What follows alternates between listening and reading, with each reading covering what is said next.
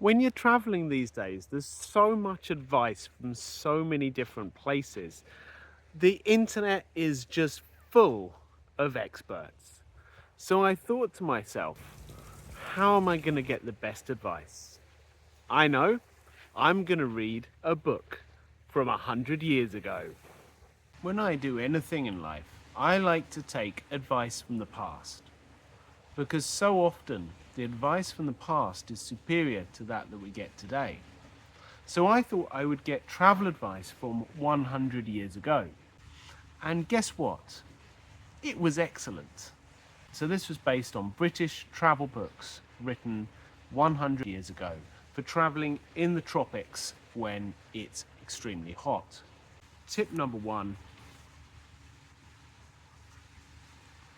of course, always wear a hat. Tip number two, a nice cup of tea is superior to cold drinks.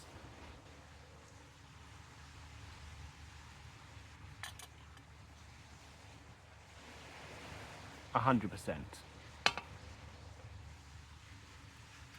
Actually, if we look at this through a modern lens, it is true that drinking ice cold drinks when you're extremely hot and fatigued can actually be quite harmful for your body, because your body has to work hard to maintain homeostasis, because it's cold inside and hot on the outside, when what you actually want your body to do is acclimatize to the temperature around you.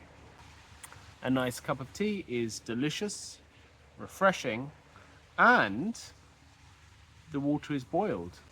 So if you're somewhere in the world where the water isn't completely pure, you know it's safe to drink.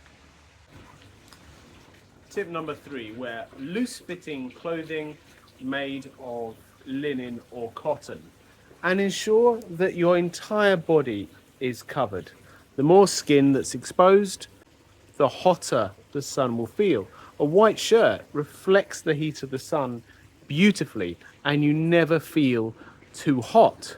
If you have your bare skin, the sun will be cooking the skin.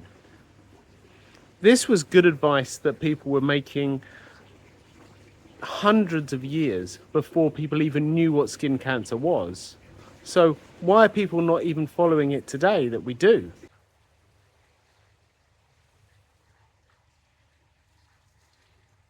Now this one I think is probably a favorite of mine. Do not overexert yourself, especially in the midday sun.